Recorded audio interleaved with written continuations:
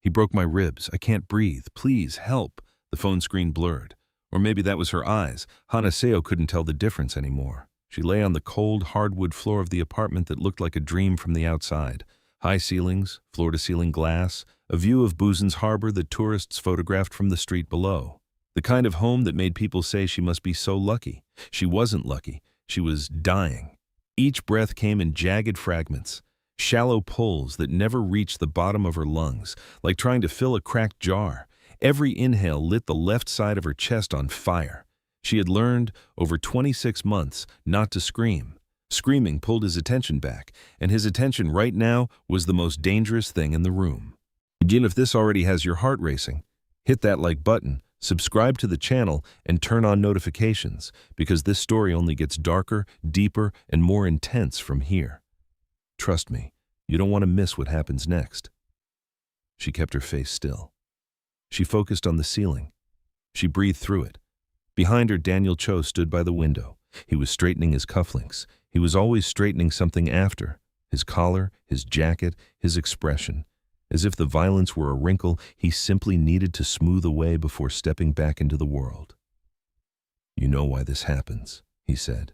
His voice was quiet, almost gentle. It was the gentleness that made her stomach turn. Loud men announced themselves. You could prepare for loud. But Daniel had never needed to raise his voice. Yet his cruelty was the kind that wore good shoes and made reservations. "You push me, Hana." A pause. "Every time." She said nothing. Silence was survival. She'd learned that in the first month. He crossed the room. She felt the shift in air more than heard his footsteps, the particular electricity of his nearness, the way her body had been conditioned to brace. But tonight, he didn't stop beside her. He picked up his coat. He checked his watch. "Don't be dramatic about this," he said. "We have the limb dinner on Friday. You'll be fine by then." The door closed. Then the click. That heavy final click of the deadbolt she had memorized. Locked, always locked. Silence filled the apartment like water flooding a room. Slowly at first, then everywhere. Hana didn't move. 10 seconds, 20, 30. She counted them in the throb of her ribs.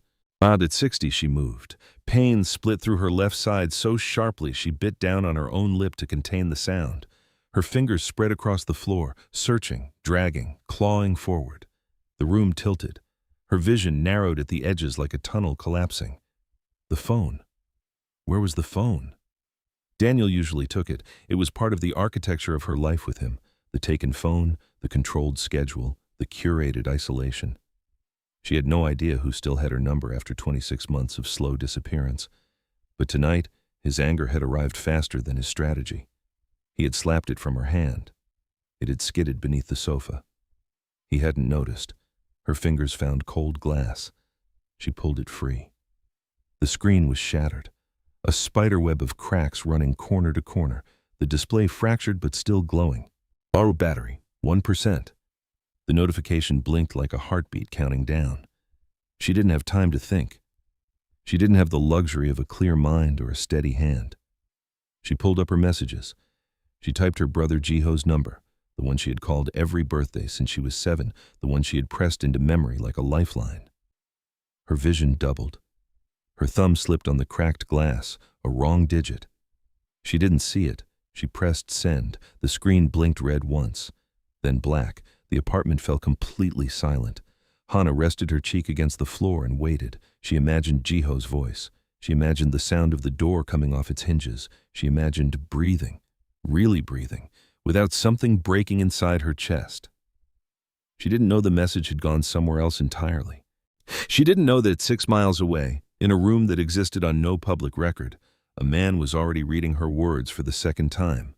The private lounge on the 43rd floor of the Hanseo Tower had no sign outside its door. It did not need one. The men who came here didn't need directions. They arrived when summoned and left when dismissed. The room existed in the precise negative space between Busan's legitimate economy and the shadow one, quiet, curated, and completely off the map. Jaemin Kwan sat at the far end of the room, not because he needed the vantage point, because everyone else needed to see where he was. He was not the largest man in the room. He was not the loudest, nor the most armed. He was 31 years old and slight in the way that certain dangerous things are slight. A blade, a current, and a fracture running invisible through the center of something that looked solid. His lieutenant, Sung Pyo, was speaking. Jamin wasn't fully listening. His personal phone was face up on the table. It buzzed. Unknown number. He looked at it the way he looked at everything. Once, fully, completely. He turned the phone over, read the message, and then did something he almost never did. He read it again. He broke my ribs. Can't breathe. Doors locked. Please help. The room continued around him. Sung Pyo's voice carried on. Ice shifted in glasses. Somewhere behind him, two of his men were negotiating with a supplier in low, careful tones. Jae-min heard none of it. He was somewhere else entirely. Not in the lounge, not in Busan, not even in the present. And he was in a place he had spent a decade trying to leave. A place that came back not in dreams, but in trigger points, in specific sounds and specific words. 5 words that dragged something out of a past he'd buried deep and cemented over. He broke my ribs. He set the phone down. He picked up his jacket. "Boss?" Sung Pyo asked. Jamin was already standing. "Trace the number." Sung Pyo didn't hesitate. He worked the tablet in silence. Jamin watched the city through the glass. The lights of Busan splayed out below them like a circuit board, organized and brilliant and completely unaware of all the things moving through its dark spaces. "Signal's weak," Sung Pyo said, "but I have a block, Haeundae District, high-rise residential. The unit is registered to—" "It doesn't matter whose name it's registered to." Jamin buttoned his jacket. One button. 2. His expression was the same as it always was, controlled, unreadable, the surface of something very deep and very still. But his eyes were not the same. Sung Pyo had worked beside this man for 6 years. He had seen him make decisions that rearranged the balance of power across 3 cities without changing his expression. He had never seen those eyes look like this. "It could be a setup," he said carefully. Jamin looked at him. "She said she couldn't breathe." A beat. "Get the car." He didn't rush toward the elevator. He walked, the way men walk when they have already decided, not urgently but inevitably, like something set in motion that cannot be stopped by anything as simple as hesitation. Sung Pyo followed. The room they left behind felt different, quieter, and as if something that had been coiled inside it had finally moved. 6 miles away, in the dark apartment with the harbor view, Hana Seo pressed her cheek to the cold floor and waited for her brother. She did not know her phone was dead. She did not know the message had gone to a stranger. She did not know that the stranger was already in a car, already moving through the dark city, already carrying something in his chest that she had accidentally unlocked with 5 words and 1 wrong digit. She only knew the silence. She only knew the pain. She only knew that she had sent the message. And now, all she could do was hold on. The war that was coming for Hana Seo didn't announce itself. It didn't arrive with warnings or declarations. It arrived the way most things that change a life do, quietly, through a crack she didn't know was there. Wearing the face of something she never expected. But before we get there, you need to understand something about the woman on that floor. You need to understand how she got there, and why, before that night, she had already survived more than most people ever face alone. This is where her story actually begins. Jamin Kwan did not answer unknown numbers. This was not paranoia. It was architecture, the same careful structure that had kept him alive and untouchable for a decade, while older, louder men got sloppy and disappeared. He had built his life around a simple principle. Nothing unvetted, nothing unplanned, nothing that arrived without a name attached to it. He had 31 contacts saved in his phone. That was all. Everyone else could wait. In Busan's underworld, his name moved the way serious things move, quietly. I'm in ahead of him. You didn't hear stories about Jamin Kwan making examples of people. You heard stories about the ones who'd made the mistake of assuming he wouldn't. He controlled the southern port network, 3 legitimate import fronts, and the loyalty of men who had options and chose him anyway. Not because he was feared, though he was, but because he was precise. He never moved without reason. He never spoke without purpose. And he had never, in 6 years of operation, made a decision that cost him more than it returned. Sung Pyo had watched him absorb a rival's ambush without raising his voice. He had never seen him move like this. The car was already running when Jae-min stepped out of the building, black, unmarked, the kind of vehicle that existed specifically to be forgettable. He settled into the back seat and looked at the phone in his hand. The message was still there. He wasn't reading it anymore. He had already committed it to memory the way he committed everything that mattered. But he looked at it the way you look at something that has reached through your chest and found something you thought you'd removed. He broke my ribs. He was 7 years old the first time he'd heard those words. Not spoken, breathed, barely, through a doorframe he wasn't supposed to be standing behind. His mother's voice, thin, careful, trying not to cost herself anything more by being heard. He had stood in that hallway for a long time.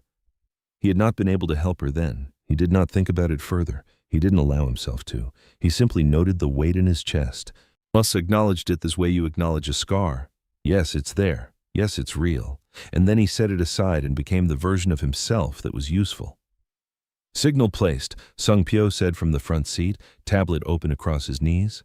Hey, one-day district, residential high-rise, 42nd floor, unit registered to a Daniel Cho, corporate executive, clean record, no flags. Clean records are written, Jae-min said, not earned. A pause. She's still there? Phone's dark. Last ping was from inside the unit. Sung Pyo hesitated. Boss, it could be a setup, someone who knows your number, knows how to play it.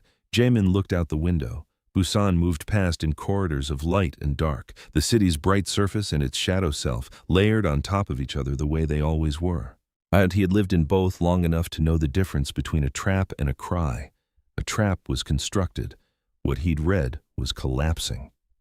She said she couldn't breathe, he said. Sung Pyo said nothing. If it's a setup, Jae-min continued, his voice even, then someone has gone to extraordinary lengths to sound like a woman who is dying on her floor.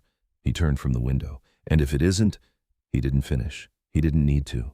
6 miles away, on the cold hardwood of a perfect apartment, Hana Seo drifted. Consciousness arrived in intervals.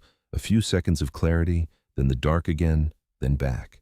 In the clear moments, she thought about Jiho. She thought about his voice on the phone, the way he always picked up on the second ring, the way he'd say, I'm coming. Don't move before she'd even finished explaining. She had sent the message. He would come. She just had to stay. She pressed her palm flat against the floor and focused on the cold of it. Real, solid, here, stay. The convoy moved through the city without urgency and without hesitation. 2 vehicles, 4 men, 1 destination. Jae-min did not speak again. He watched the lights of Busan blur past the glass and felt the old buried thing in his chest pull taut like a wire drawn too tight. He had spent a decade becoming someone nothing could reach. And 5 words from a stranger had walked straight through every wall he'd built. He didn't examine why. He simply moved toward her. What Hana didn't know, what she couldn't have known, was that the man coming for her wasn't just dangerous. He was the kind of dangerous that had once made a decision, in a dark hallway at 7 years old, yet that he would spend the rest of his life making right. And that decision was about to rewrite everything. The building's security system went offline at 2:31 a.m. Every camera, every access log, every electronic lock between the lobby and the 42nd floor. Silenced, one by one, like lights going out down a long corridor. It took Sung Pyo 40 seconds. He didn't look up from the tablet. Jae-min stepped out of the car. The lobby was empty. Marble floors, low light, the hum of climate control. A concierge desk with no one behind it. Jae-min moved through it the way he moved through everything, without announcement, without hesitation, occupying the space as if he had always been the most significant thing in it. 2 of his men peeled off at the stairwell. He and Sung Pyo took the elevator. Neither of them spoke on the way up. Yet the floor numbers climbed in silence. The hallway on 42 was the kind that existed to signal money, wide, hushed, recessed lighting that made everything look curated. 4 units per floor, the kind of address that got written about in design magazines. Jae-min stood in front of the door to 4202. He looked at it once. Then he stepped back and the man behind him stepped forward. The door didn't open. It came apart. 1 strike, reinforced frame and all, and the wood splintered inward with a sound like a sentence being cut short, the kind of sound that ended arguments before they started. Jae-min walked through the wreckage without pausing. He saw her immediately. She was on the floor near the sofa, curled on her side, one arm folded beneath her, yet the other stretched outward as if she'd been reaching for something and simply run out of the strength to keep reaching. Her face was turned toward the door, her lips were pale. A bruise had already risen along her jaw, deep and dark against her skin. Her chest rose. Barely. He crossed the room in 4 steps and crouched beside her. He didn't touch her yet. "You texted me," he said. Hana's eyes opened. They were unfocused at first, moving across the ceiling, across the shattered doorframe, across his face, the eyes of someone trying to locate themselves inside a moment that made no sense. "You're not—" Her voice was almost nothing. "You're not Ji-ho." "No?" She blinked. Something shifted in her expression. Not fear exactly, but the particular exhaustion of a person who has run out of the capacity to be surprised by anything. Can you breathe?" he asked. "Not— Well, then don't try to be strong about it."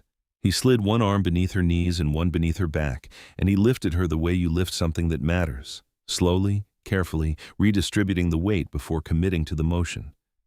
She made a sound when her ribs shifted, small, controlled, the sound of someone who had learned to keep their pain interior. He held her more carefully.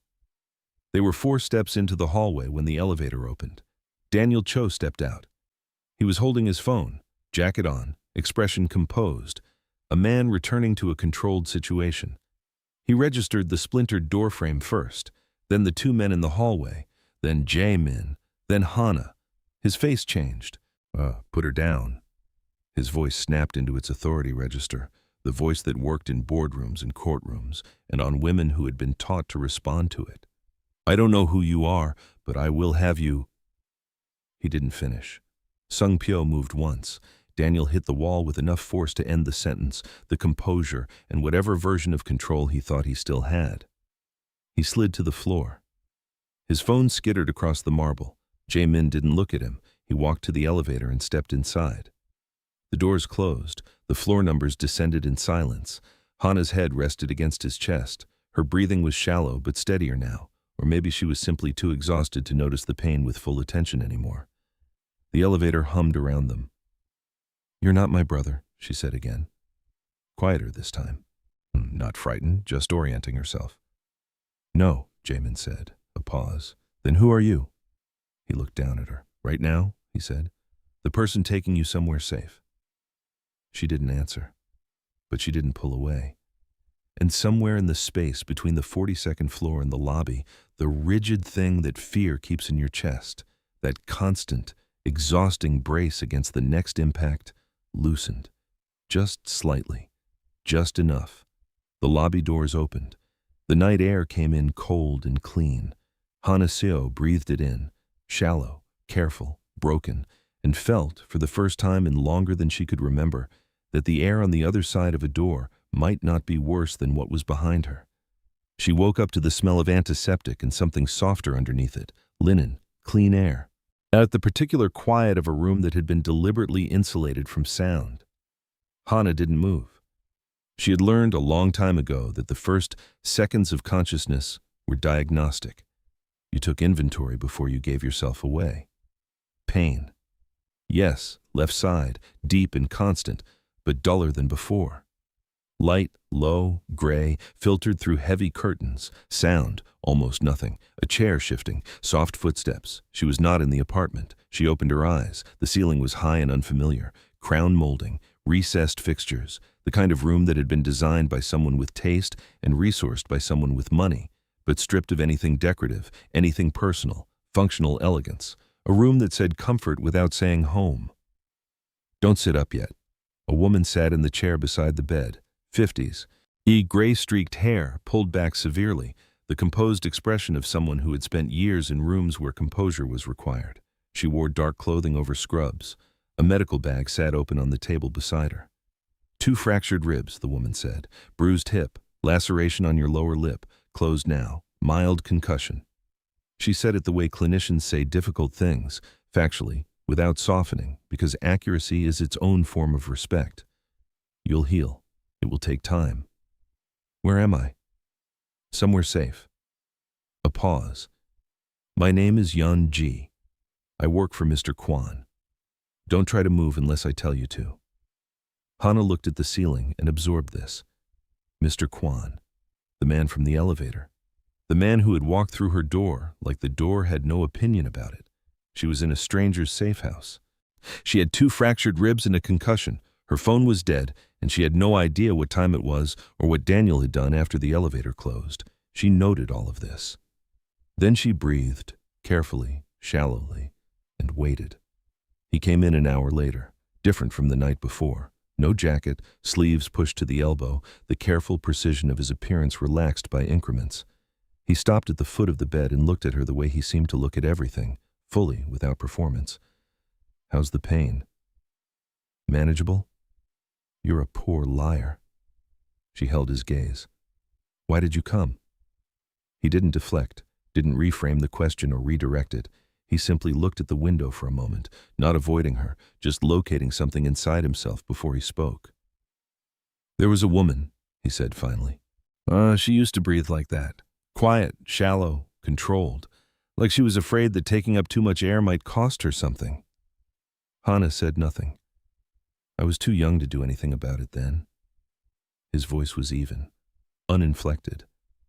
The flatness of someone reporting from a distance they've spent years carefully maintaining. "I'm not young anymore." The room held the silence between them. Hannah studied him, the stillness, the careful economy of everything he said and didn't say. She had spent 2 years reading Men for Danger.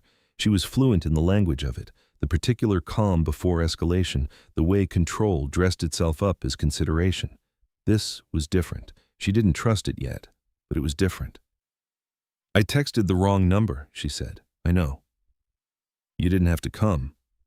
He looked at her then, wanted something behind his eyes. Not warmth exactly, but the distant relative of it.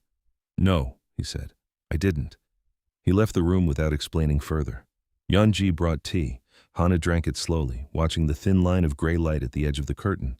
Outside, somewhere, Daniel Cho was waking up, and somewhere in this building, a man she didn't know had crossed a city at 2 a.m. for a stranger's 5 words. She didn't know what to do with either of those facts, so she held them both, carefully, the way you hold things that are still too sharp to examine fully. And she waited for morning. She found the files by accident. Yanji had gone to prepare food. Jaemin was somewhere deeper in the building. She could hear the low current of voices behind a closed door. The safe house was quiet. The way controlled things are quiet. And Hannah was not yet able to do the only thing her body was asking for: lie still and heal. She moved slowly. Pain reminded her of its presence with every step, but it was a dull pain now, the kind you could negotiate with. She crossed the living room, steadied herself against the wall, and opened the first door she found. It was a study. Clean desk, closed laptop, a filing shelf along one wall with the particular precision of someone who organized information the way others organized weapons. She should have gone back. She didn't. The folder nearest the edge was unlabeled. She pulled it open. Her name was on the first page. Seo Hana, D.O.B., April 3rd. She turned the page, then another, then another. The room didn't move, but the floor felt like it did. Account numbers she had never opened. On transfers spanning 14 months. Sums that didn't belong to her life, that had nothing to do with her salary or her savings or anything she had ever touched. Her name, her national ID, her signature, reproduced on documents she had never signed, for transactions she had never authorized, funneled through 7 shell companies she had never heard of. She read it all. She understood it all. That was the worst part. She was not confused. She was clear. Her hands were not shaking when she set the folder down. Something had gone cold inside her, so not numb, not dissociated, but cold in the specific way of a person who has just learned that the ground they were standing on was never ground at all. 2 years. He had been using her for 2 years, not just taking from her, building with her, her identity, but woven into the architecture of something vast and illegal and careful. She hadn't been his girlfriend. She had been infrastructure. The door opened behind her. She didn't turn around. "How long?" she said. Silence. "How long have you known?" Jaemin's voice, when it came, was quiet.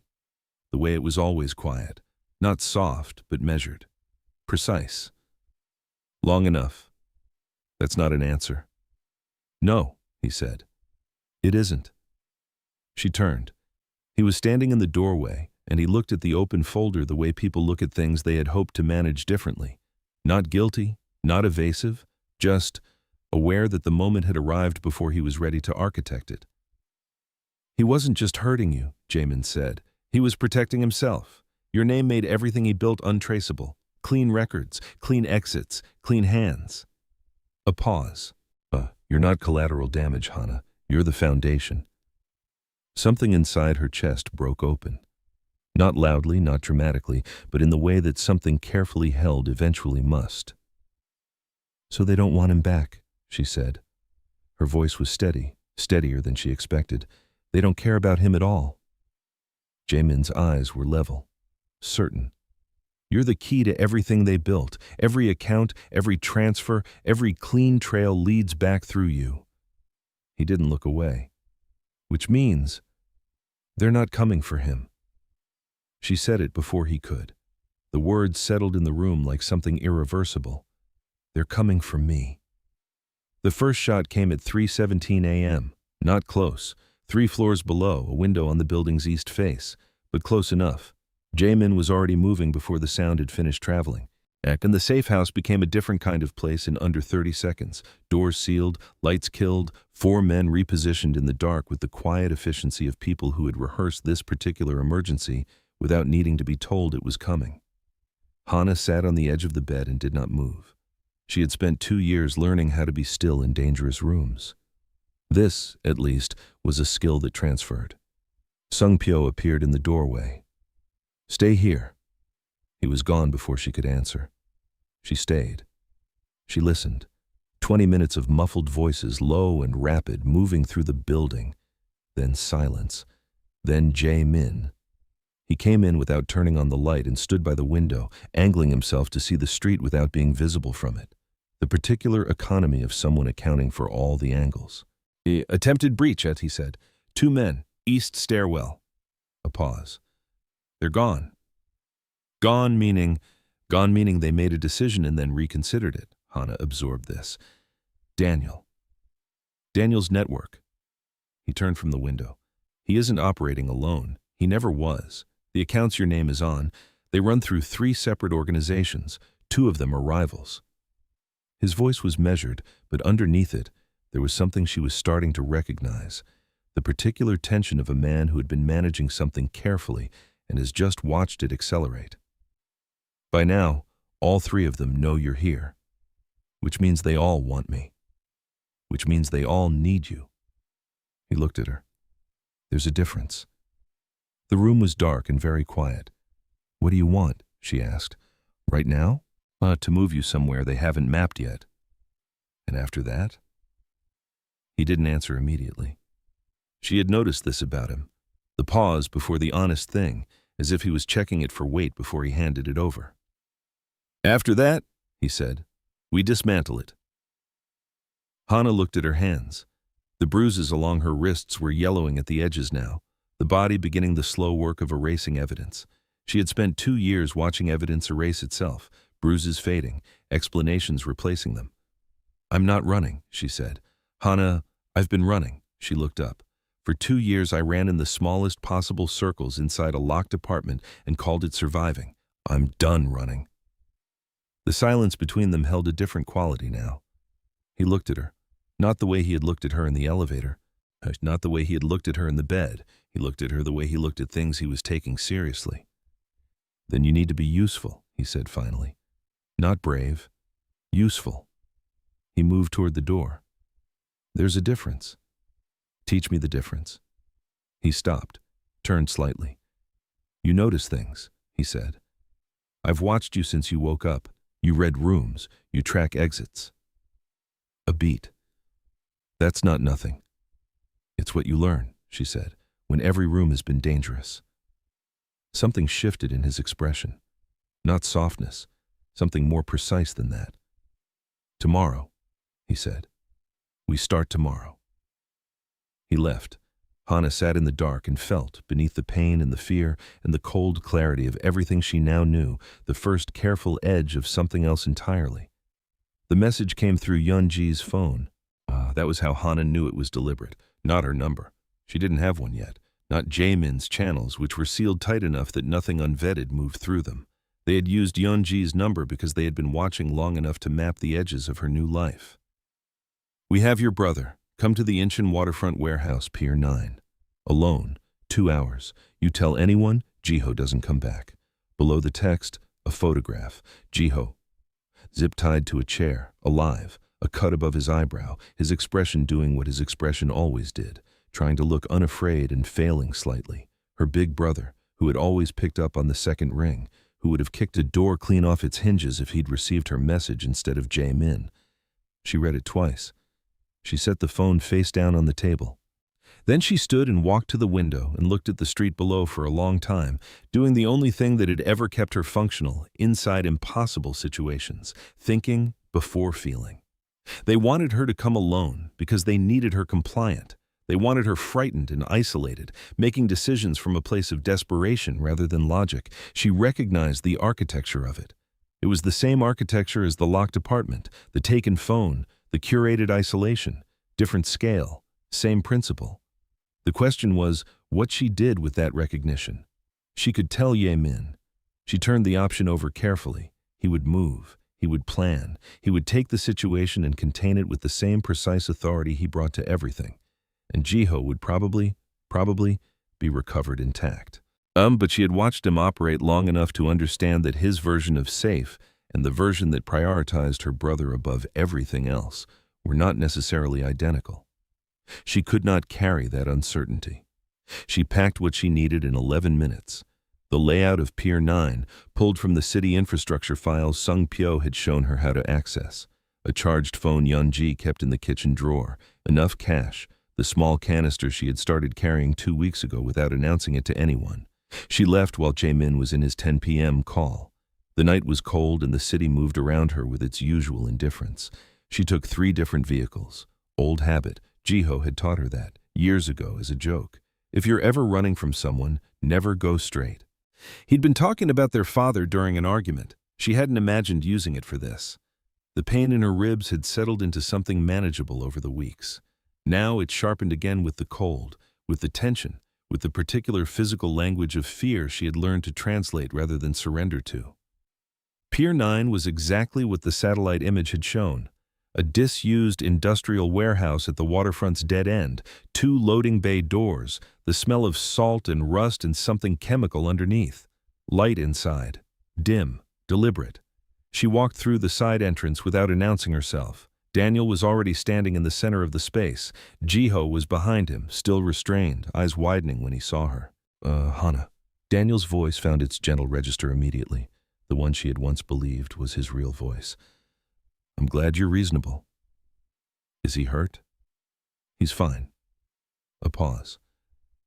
This doesn't have to be complicated. You sign 3 documents, I move the remaining accounts to clean names, and all of this ends. You go back to your life. He tilted his head slightly. Whatever life that is now. You used me for 2 years. I protected you for 2 years. His voice shifted, and there it was, the thing underneath the gentleness, the version that only ever appeared when he'd decided charm was no longer cost-effective. You had nothing when I found you. No network, no resources, nothing. Everything you had came through me. He stepped forward. You owe me this. She looked at him. Really looked at him, the way she hadn't allowed herself to for 2 years, because looking directly at something dangerous had always felt like provoking it. It didn't feel that way anymore. Sign it, he said quietly, or Jiho doesn't walk out. Behind him, in the shadows near the east loading bay, something moved. Daniel Cho had chosen the meeting location himself. That was his first mistake. The Sohan Group's private event floor, 48th level, glass on 3 sides, a single elevator access point, security he'd paid for personally. He stood at the center of it with the particular confidence of a man who believed that controlling the room meant controlling the outcome. 2 of his men near the elevator, 2 more by the stairs, his lawyer on the phone in the corner. He looked like someone who had already won. He had not won. Hana watched him from the adjacent building's rooftop through a tablet feed. 4 cameras she had accessed herself. Using the system architecture Sung Pyo had walked her through twice, and she had memorized on the first pass. She identified the guard rotation. She noted the blind spot near the east service corridor. She marked the server closet that controlled the floor's internal communications. Northeast camera has a 15-second loop gap, she said into the earpiece. Every 4 minutes. On the other end, silence. Then, copy. Jamin's voice, 2 floors below her and moving. She had asked to be in the room. He had said no. She had done what she was told, and then she had done what was necessary. And those were not the same thing. The breach came at 9:44 p.m. Not from the elevator, from the service corridor. Through the blind spot she had mapped, during the gap she had timed. Jamin's men moved through the floor like something inevitable, and Daniel's security responded the way purchased loyalty always responds to a genuine threat, poorly and with significant personal reconsideration. 2 minutes of controlled chaos. Gunfire, glass fracturing somewhere on the west side, the sound of men who had believed in their own position discovering the error of that belief. Then Daniel ran. He moved for the stairwell, the one place his men hadn't yet lost, and Hannah saw it on the feed before anyone else did. She cut the elevator remotely. She sealed the stairwell access from the security panel she'd been sitting inside for 11 minutes. She met him at the door. He stopped. For a long moment, neither of them moved. She watched his face cycle through its calculations. The charm, the authority, the particular recomposition he'd always used when he needed to reset a situation in his favor. She had seen it hundreds of times, from the floor, from doorways, from the careful peripheral vision of someone who had learned to monitor him the way you monitor weather. It didn't work on her anymore. Hannah, his voice found its gentle register. You don't understand what you've walked into. These people will... I know exactly what I've walked into, she said. I built the map. Something moved behind his eyes. Not fear, not yet, but the first fracture in the certainty. Jamin appeared at the end of the corridor. Daniel looked at him, then back at her, reading the geometry of it. I could have you both. You can't, Hannah said. The accounts are frozen. The documentation is filed. Your name is on all of it now. Just yours. She held his gaze. I made sure of that. He went still. She stepped closer. I'm not going to hurt you, she said quietly. That's not what this is. Something in her voice made him look at her, really look at her, for the first time in 2 years. You don't get to disappear, she said. She held out the drive. You get to remember. 4 months later, Daniel Cho stood in front of a courthouse. Hannah didn't watch it live. She heard about it the way you hear about weather that has already passed, through Sung Pyo's brief report, through a headline she caught at the edge of someone else's screen. Corporate executive indicted on 14 counts of financial fraud, identity theft, money laundering, complicity in organized crime operations. He had his photograph beneath it, the same composed face, the same good suit, but something evacuated behind the eyes, the particular blankness of a man whose story had been taken from him and replaced with the true one. His lawyer resigned the same morning. His board removed him by afternoon. By evening, the apartment with the harbor view was listed for sale. Hannah read that last part and felt nothing dramatic, no triumph, no grief, just the clean, quiet sensation of a door closing on a room she had already left. She was sitting at a desk when Yunji found her. Not the safe house desk, a different one. Her own. In an office she had rented herself in a building she had chosen herself 3 blocks from the sea. The organization had no formal name yet. It didn't need one. What it had was a bank account, a legal structure, and a quiet arrangement with 2 women's shelters across Busan, funded in large part by the recovered assets that had once moved invisibly through her name.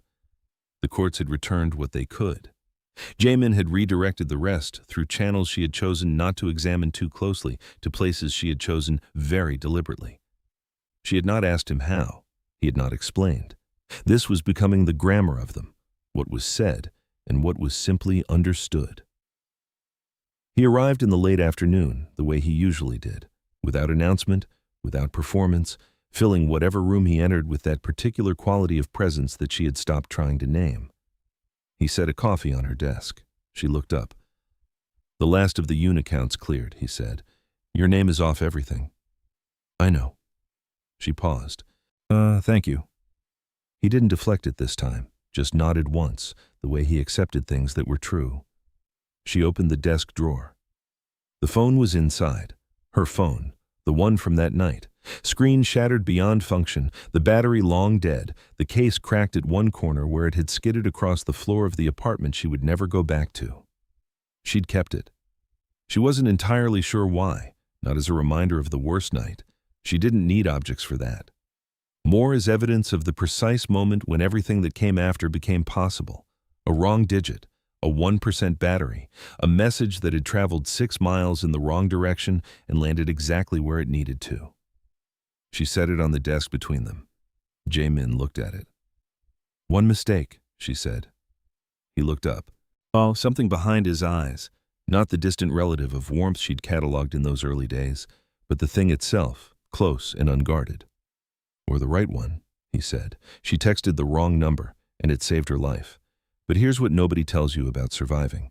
The rescue is just the beginning. The real work, rebuilding yourself from the inside out, reclaiming your name, choosing who you become on the other side of the worst thing that happened to you.